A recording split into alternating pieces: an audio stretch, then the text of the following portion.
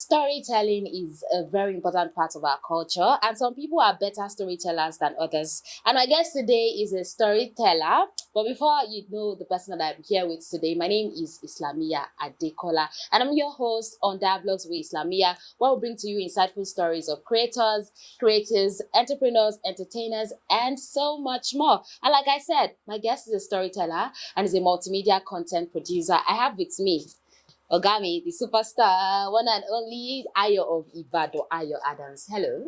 Hi, good It's really evening. nice to have you here. So good to be here too. Yeah, we share something in common, the of Ibadan in our name. Oh, lovely. That's what I was about. All right, let's get straight into it. Thank you very much. I mean, you make content, you create content that people consume, beautiful content that people consume, but did you always see yourself doing that? Yes, of course.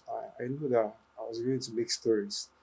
Of course, you know, I studied theater arts, and our years in the theater, you direct stage plays, you're making stories, and then you write about festivals in theory. And then you observe people, you observe the way of life of different people in research too.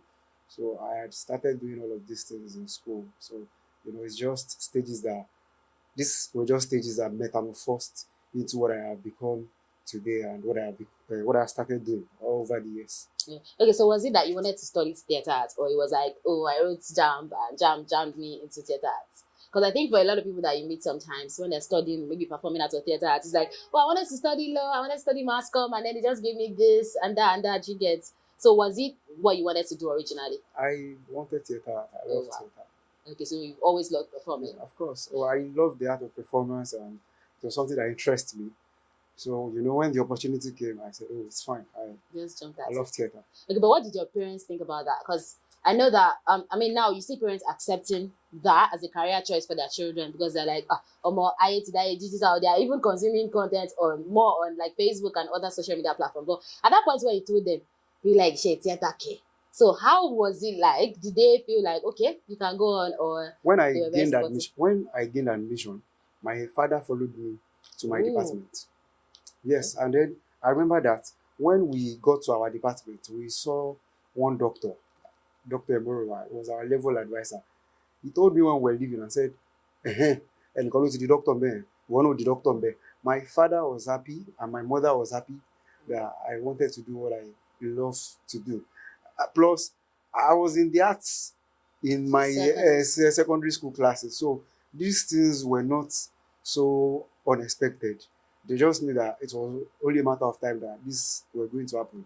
And when I was in primary school, I participated in a lot of playlets and cultural activities that you know that I have something for the arts from the get-go. So it was always something that you wanted to do initially. You didn't want to become a doctor like most, because most people back then, I mean, people that you probably went to school with, that time, what do you want to be? When I grew up, I want to become a doctor. That was mostly, like, it was really hard for people to say, oh, I want to do, I think that performance and things wanting like to that. become a doctor, Yeah. then as children, we really do not have, this clarity of purpose. Everybody were just dreaming and all of that. But, with time, growing up, going to secondary school, seeing what is possible with the kind of grades that you have and the places that you were performing well in your subjects and all of that, they are the things that you sum up together, and you then also look at how skilled you are in certain areas. So you say, oh, this area I'm going to do really well here.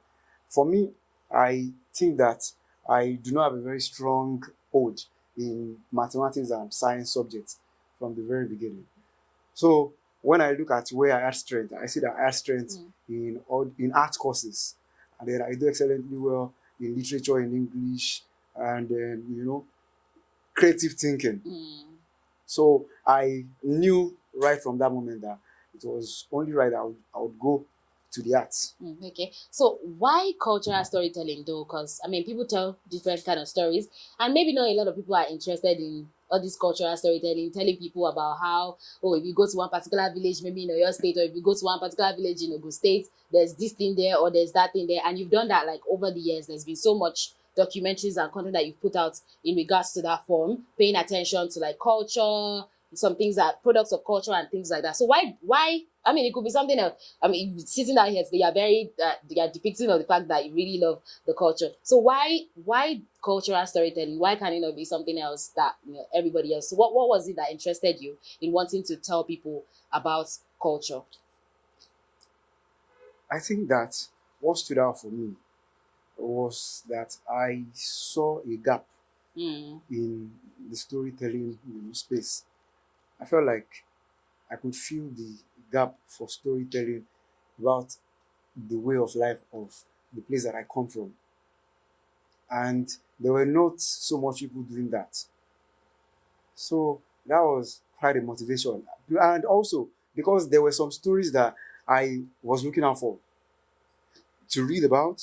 There were some stories that I was looking out for to read about, to watch, or to at least get certain information about in my early years mm, that I could not get resources for.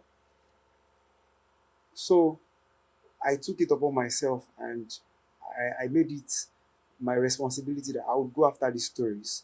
I would document these stories so that people who are just like me, who are interested in stories like this, will find it. And then, you make one. When you make one, people connect with these stories, and then you just know that you have to make another one. So when you make the story of a place, you find the story of a person, you find the story of a community.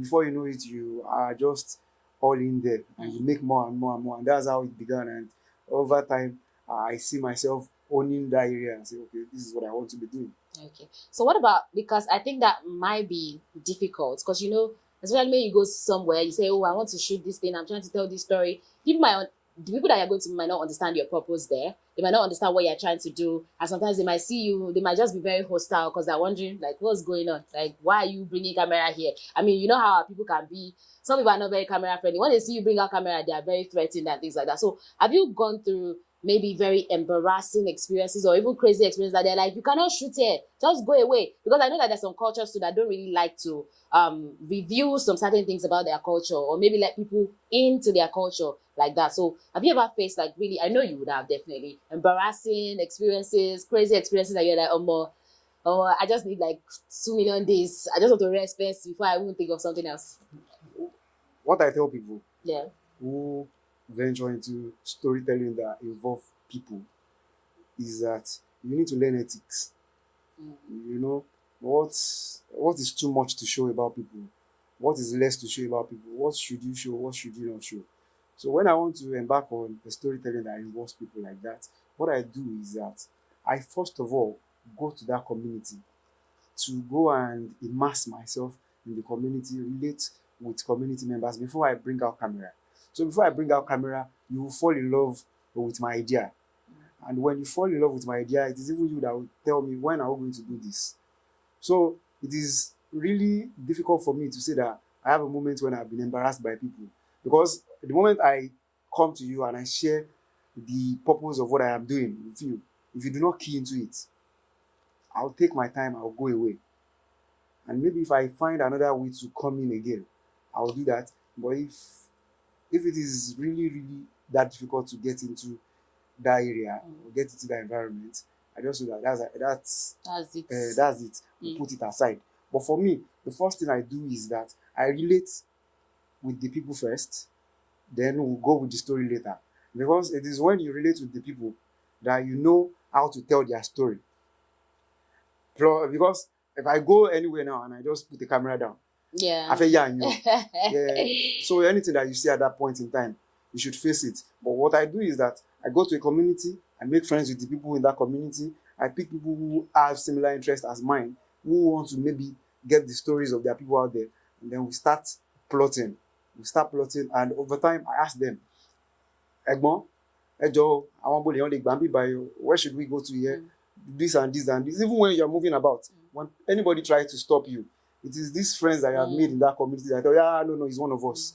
So that's how I have done it over time. I think I have And it's avoided works. Okay, embarrassment. I think now I'm learning something new because I think, like, you see people go places and say, "Oh, I was trying to shoot this particular and they didn't allow me," and everything like that. But anyways, talking about your content, it wasn't until recently before people could put a face to the name behind some of the videos that they would see that would come from you.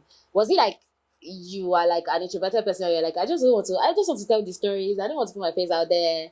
So what made you decide that, you know what, I think it's high time that people know that, okay, this is the face behind I'll be showing in my videos and everything like that? It is the story style that does not allow me to be in the story from the beginning. And recently I thought that as a storyteller, you can always experiment. I am not an introverted person. If anybody who knows me off camera knows that I am not. I'm almost everywhere. So even when I'm behind the camera, if you can't see me, you see the kind of reactions that I'm giving. But I just thought that let me experiment and put myself beside the people that I am telling their story and see what is going to improve. So that's what I have done. Even as time goes on, if there are stories that require me not to show my face, I will not show it. There are documentaries that you make from another person's POV and you don't want to be there at all. And there are documentary stories that you make. You say, oh, you want the story to be from your angle. My previous style, where I do not show my face, the stories always come from the angle of the subject that I'm talking about, that you will not even hear my voice. You see the way the stories are woven into each other, that my voice will not be there. I may be the one that have asked all the questions. Yeah. But the person will be telling you the story as if nobody did that. So, but now, you see me in the story like the person that has the POV. I'm the one that is experiencing that person, and now I'm letting you guys experiencing the same person that I have experienced. I let you experience that person the way I experienced them. I'm not taking anything away from it. So, but as time goes on, if there is need for me to still go back to the back of the camera, I'll do that. But if there is also need for me to be in front of the camera, I'll do that. Another reason why I am in front of the camera now is that I also think of what you said earlier. That is it because people could not put a face to Like the the name. person? Yes. There are some people, when you tell them Ayo Adams, oh, I know Ayo Adams, but they don't know me. So I thought that maybe if I am in the story, the next time you meet me outside, if you don't know me before, you say, I know you now, you are Ayo Adams. So that it is going to help people to put a face to who it's going to help it's going to help people to put a face to the person that is behind all these stories. Okay. That's what I have done. So when your story started getting a lot of attention, I mean, you were doing your stuff, just putting it out there, and there are quite a number of people that are doing that as well, but not everybody eventually gets to a place where their stories get like a lot of attention. When people started listening, maybe the very first time that you saw that, oh, somebody like an external person or body has maybe taken your video and then they made a big deal out of it and then it started becoming a thing. How did you feel like the first few times that you found out that, oh, okay, it seems like I'm doing something, it seems like I'm doing something, because I mean my stories are all over the place? I think that the first one that I did is not the first story that I did. I was even the one that did the narration. I went to the bedroom to record the narration and then I did it on the video and I just posted it on X. It was Twitter then. And I had left and then I came back. In some minutes it was just everywhere. It was actually exciting. There is no way something good will happen to you in this life that you will not tell anybody that it is not exciting for you. So I was excited, I was happy that people could relate with the story. And that motivated me to go after more stories. Because now I see that people love this kind of story. I'm going to make more of this. That was what happened. I was excited that people were talking about the stories that we're making. The stories were getting attention and they were making impact. Maybe in the lives of individuals, maybe it was community impact. But I discovered that these stories were making impact. So, and I knew that I was going to make more. Did you set out to make it? Because now talking about impacts now, there have been your videos where somebody, maybe you made a video about somebody and somebody will not take, people will take extra attention to maybe that person's story. I mean, the recent story of the Micra driver that used to wear his wife's clothes to work, and then the whole thing. Some people just found it funny. They didn't know where like the video came from, and eventually before they found out where it came from, before you did like a follow-up story and everything like that. So making an impact in the life of that person. Did you set out to do that, or you're like, you know what, me, I just want to tell my stories and bounce? And when you started doing that, when people started paying attention to the subjects that you're talking about, how did that also make you feel? Did you feel a sense of fulfillment? Did it make you feel like, yeah, this is good, I think there's more of it I want to do?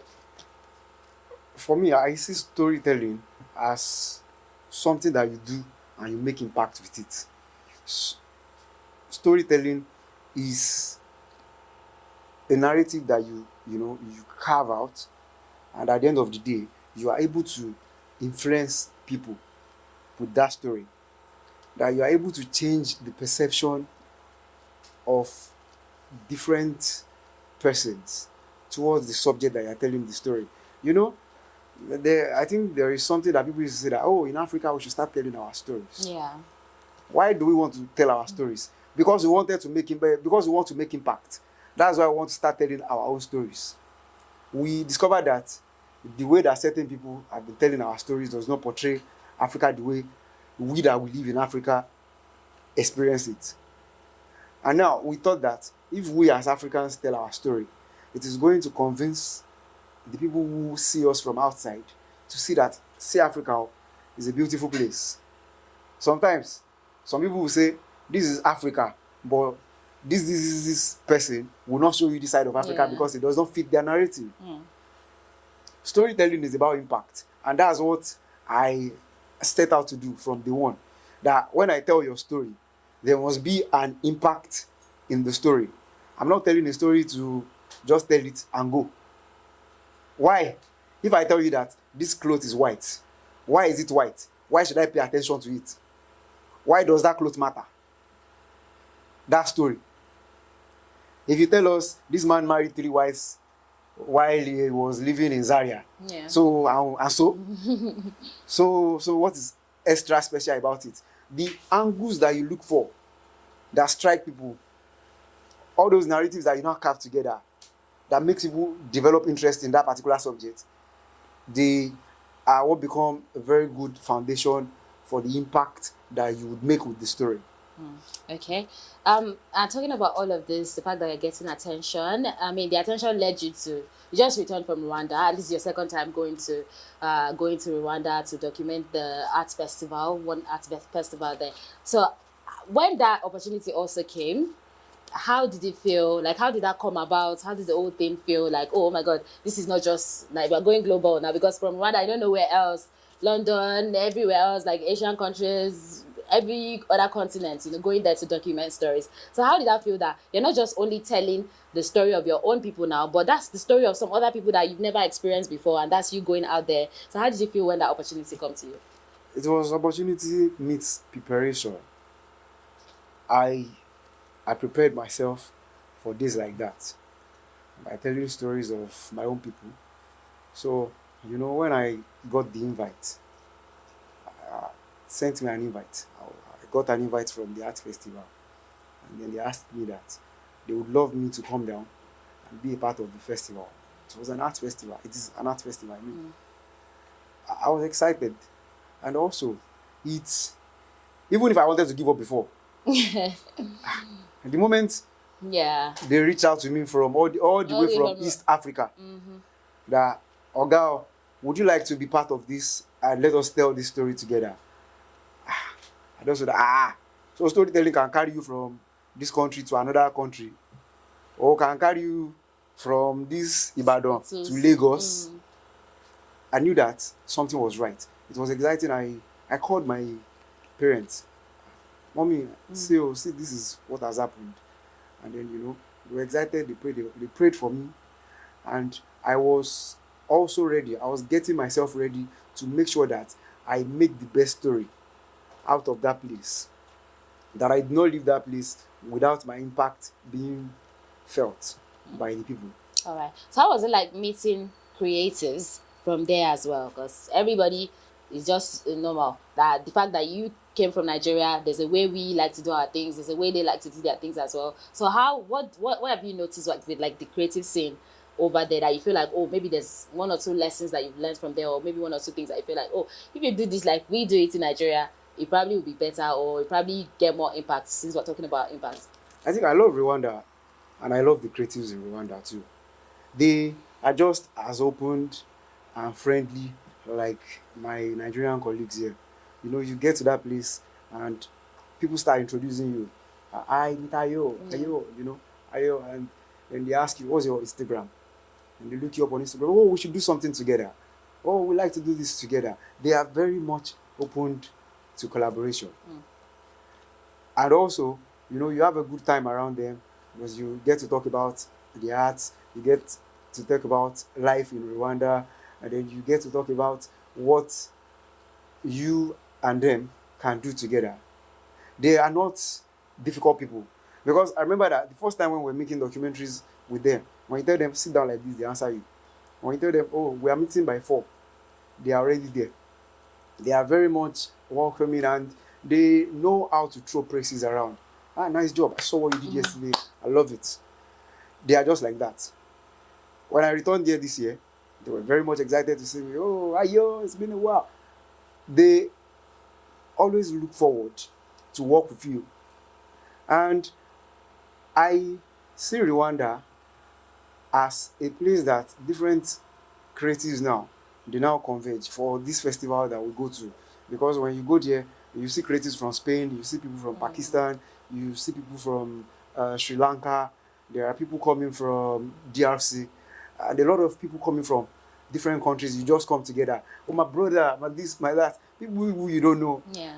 And then the next minute, you are all interacting and planning. Oh, you should come to Sri Lanka.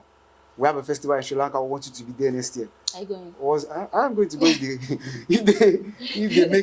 if they make arrangements for me, I'm going to go. And if they do not make arrangement for me, if I can make arrangement for myself before that time, I am going to go. Because the things that they do are what interests me. I love the things that they talk about. You know, if you come to me as a creative person and then you tell me you're trying to work on this idea, if I key into the idea, I'll tell you, let us make it happen. Yes, let us do it. I love this. Let's go. Let's do it. Okay. So for somebody that wants to start out as a creator, you want to make videos, you want to tell stories just like you, what are the things that you feel like in terms of quality now? Because let's not talk about maybe you need your phone or you need something to document. In terms of quality now, do you think are the starter packs for you to have to be very compelling as a storyteller? Because even if you are making videos, even without putting like a voice, maybe just music, there's still something that you're trying to portray. There's still a narrative that you're trying to portray. There's still a story you're trying to tell and everything. So what do you think are the starter packs for creators? I want to start making videos today. What are the things that, in terms of qualities now, like I said, not like the equipment that you might need? So, if you are starting out as a creator, what I say you should do is understand storytelling. First of all, you need to understand what storytelling is.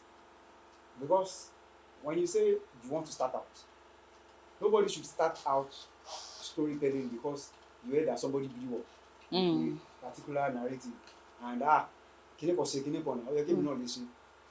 not how to become a storyteller. You need to understand storytelling, and when you understand storytelling, you now need to look inward. What makes you tick? When they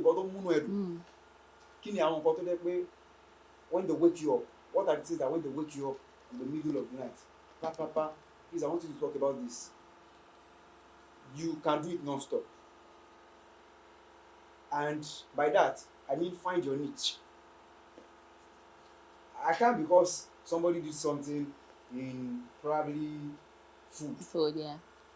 And they made wave with it. I'll now tell you by tomorrow, you don't want more in town. I got my job, you're paying farmer. You I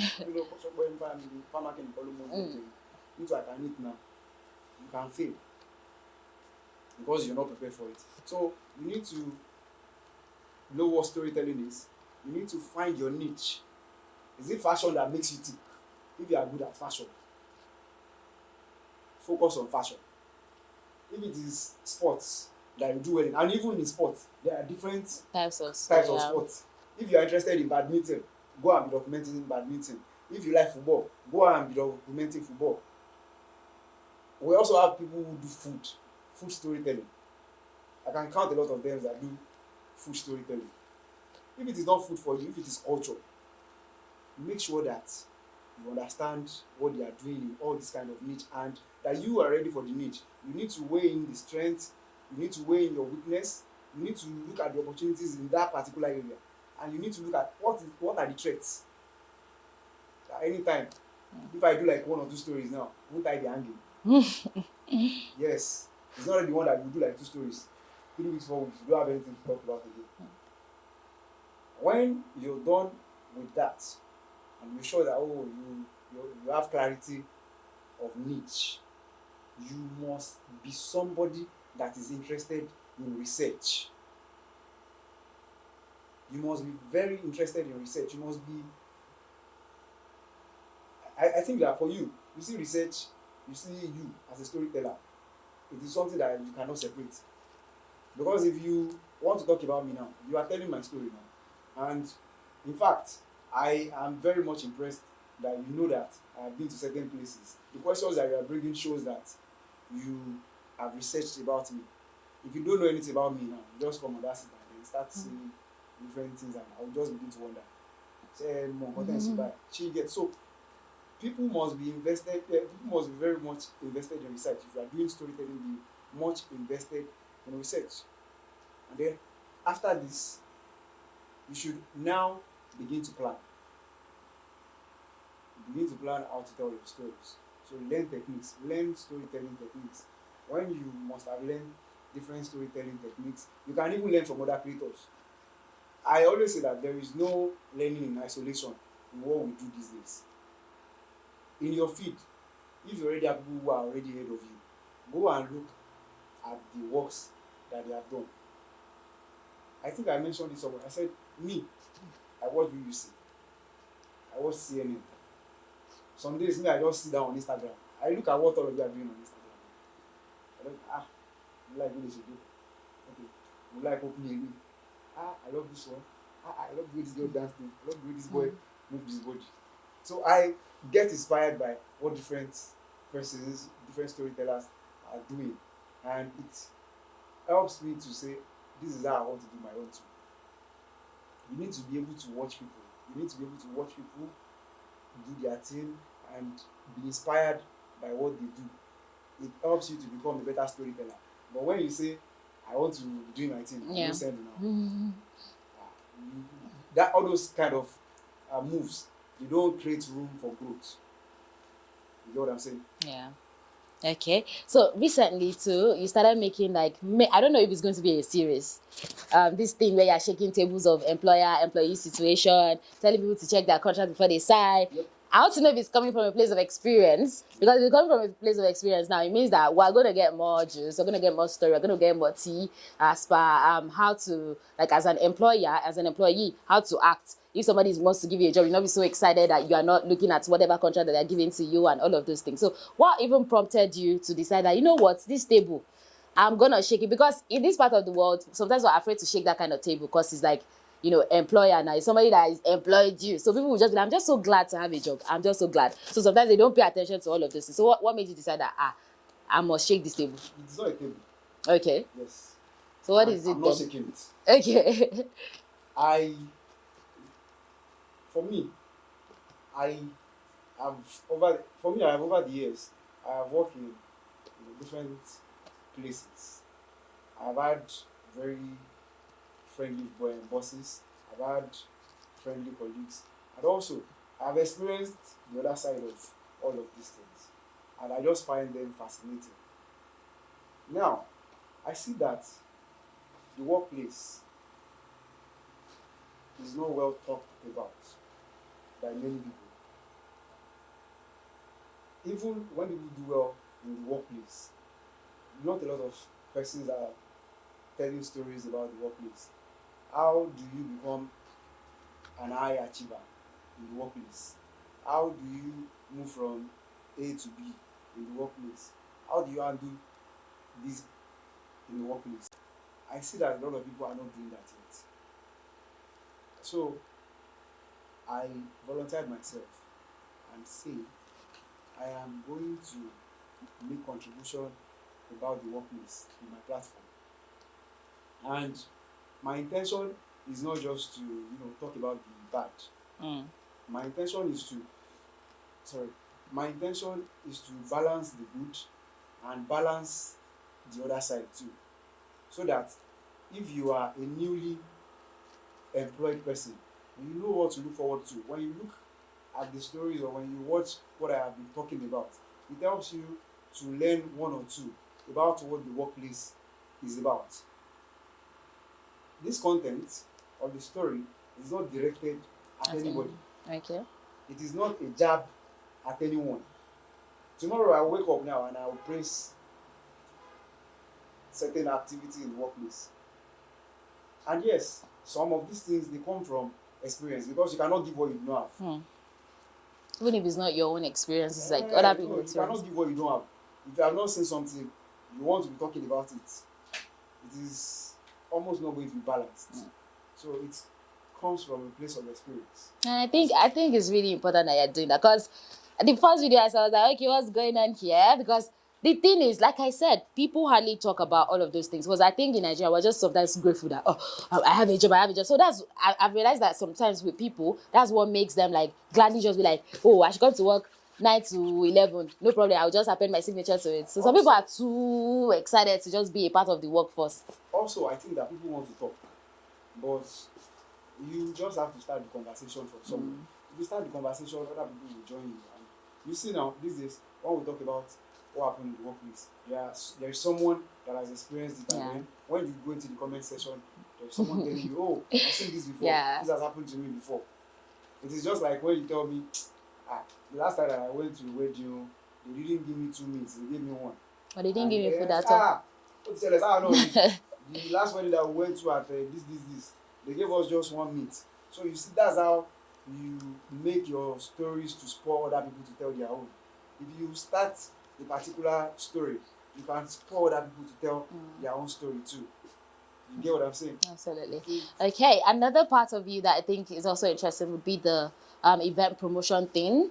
When like is Ayo Adams, there's a little bit of like the Ayo Adams touch on it. So I know you did that with the Jollof Men and some of their events, and also the Yoruba Party and the one that is going to come up very soon.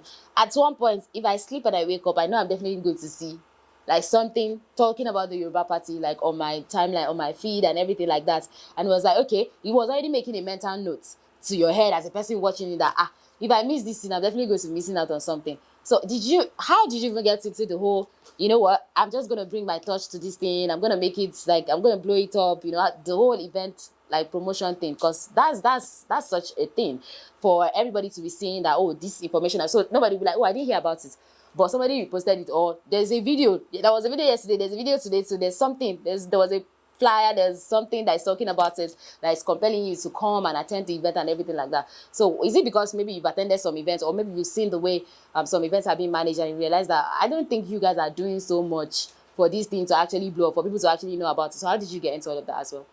For me, if I want to do anything, it is story for me. I think of everything that I want to do as story.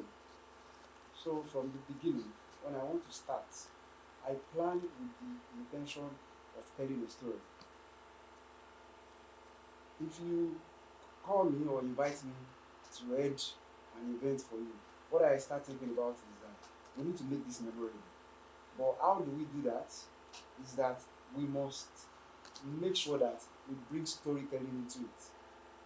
From the planning to the execution, there must be stories to back it up. I want to show you how we made all of this happen. I want to show you how this was done. So these are the things that I always have in mind that gave birth to all the ideas and concepts that you see. And also, when I begin to plan all of these things, I watch what people are consuming on the internet. I watch what people are consuming offline too. And they help me to shape the kind of conversations that I want to have with the project that I have at hand. Okay, but from events, from the way people handle events, maybe in Ibadan or somewhere else, what do you think is something that maybe you can bring to that? I feel like there's a hole here, there's a gap here that we need to fill. Apart from like bringing the whole storytelling thing into it, what do you think there are other things that are just lacking in the way people promote events when it comes to events and say that people did not, they didn't know about the event, they didn't come, da da Honestly, da. I think that a lot of events in Ibadan, they are doing very well, very wonderfully well. I saw the promotion for Ibadan Music Festival recently. I see a lot of promotions from different persons for different events. And the truth is that no matter how much you promote an event, there are people that will come and there are people that will not come. It could be for maybe reasons that they cannot avoid. Different reasons. But for me, for now, maybe later, but now I do not have anything to say that this is the gap that they should feel in this thing. I really love what people are doing with their events, the stories, the packaging. I love it. Okay, so what other things do you think interest you that I feel like you can bring your storytelling into it, other spaces, like other sectors? I feel like storytelling is also going to be important in all of these other sectors, and maybe you are looking forward to doing that in the future. I'm already traveling. I like traveling. Okay. And I'm already doing that too. So I am putting storytelling in traveling. So I love it. Okay, so let's Maybe I'll move. put storytelling in family. I don't know. Family plan. Family plan. Anyways, what are those things that you would say, like as a person, apart from the fact that you are, an interesting storyteller and everything like that? What would you say are some interesting things about you that a lot of people don't know, that make up like that? Ayo Adams. I'm not talking about Ayo the creator, Ayo the person that is making the videos and everything like that. But you as a person, what are some interesting facts about you? I like speaking Yoruba. It's interesting. Because if it was Yoruba that Mama so Yoruba, right? yeah, no, you can say Yoruba now. So I like speaking Yoruba. I love it. And when I am just there, I'm thinking of what story do I want to be next. It's another thing that is interesting. Because sometimes I can wake up from sleep and go and shoot too. I told this my brother. I said that, do you know that one video that I posted last, I woke up around 4 to go and shoot it. Idea is too much. Because if you enter my sitting room, it's like a studio. So I'll just go there. I'll switch on camera. I'll switch on all these lights. I'll do like 3 or 4 takes. And I'll start editing. So, okay, because people know that I can shoot, I can also edit. I'm a pro video editor. So, but how did you learn the whole editing thing too? I learned them on YouTube. Oh, wow. So there was no, like, you were self-taught? I didn't go to school to learn how to edit. I went to a theater school. Yeah. Yeah, but to advance my skill in video editing, I learned it on YouTube. Oh, wow. All right. Okay, so before you go, we're going to play some games. I'm going to ask you some questions. Just... Okay, what happened? Since when? Last one, I Before you leave, I'm going to ask you some questions. They're quite easy. And the very first one, if you don't get it, we're sending you out of this studio. Please, my people. They set me up new. This is not the real you. This is not the real That's if I feel. Okay, I know you get this one. You've already even mentioned when you were talking. In which part of Africa would you find Rwanda? Go East Africa. If you don't get it, you are going. East Africa. East Africa. Rwanda. You are leaving. Oh, yeah, now. This thing. Okay, let me just say the question first. What substance gives your skin color? Everybody's always shouting about it. Everybody's always talking about it. They're always like, okay. Like, especially when people post pictures and the person is dark skinned, they just go and drop it. Melanie. Yeah, Melanie. Okay. My school fees is no waste. Yeah. What bird is known as a symbol of peace? You can say the Yoruba, you can say the... Is it white? There's a... What's the color? Don't worry. What's the color? What should I tell you? Is it dove? Is it? Dove. Perhaps is it? Dove. Dove. Yeah, it's dove. Okay. What does WWE stand for? WWE. Yeah. What rest? WWE. WrestleMania. WrestleMania. WrestleMania. WrestleMania. Where did mania come from now? WWE. It can't be worldwide. World Wrestling. You're almost there. World Wrestling. You're almost there. Oh, I need If or what? This is that I camera. You are in it. World Wrestling. Like you are in it. You work in that sector. World Wrestling Entertainment. Lovely, beautiful, awesome. How many questions have I got right so far? Yeah, that's 4. So one more. Hello, how many questions? 5. Oh, if I miss one, I can give the Yeah, ones. you can give. I can give that one to the people that are watching me. So we'll just say it's luck. So I need you to name an English word that does not have a vowel. Like an English word that doesn't have any A-E-I-O-U. Like, yeah. I need to think about it though. Yeah. Should I give you hints? Oh yeah, give me hints. There are some that are like a lot of them have like 3-letter words. Like there are lots that 3-letter. They don't have any A-E-I-O-U. There are lots of them that are the ones that are coming to my head. just consonants. It's like me, I go with Jojo. This thing that you just gave me. I need to think. So in case somebody asks you outside, few minutes. Please. Ask us, man. Can we phone a friend? No, there's no friends. There's no network. 3-letter It word. is when you now need all these things that. But you know, do you not can get be it. thinking about it and then it just come to you. Let me just help you. Help me. Oh. T-R-Y, for example. Try. Yeah. Try. Yes, now. You don't get any vowel now. F-R-Y. You don't get any vowel. Fry. Yes, now. Cry. Yes. Please. Cry. It's cry that I said. Oh. Cry. Anything I hear from her. As you know, me, I've gotten 5 marks. They don't have. I mentioned cry. Thank you very much. All right, that's the bits today on this episode of Dialogues with Islamia. Make sure to watch, share, and subscribe.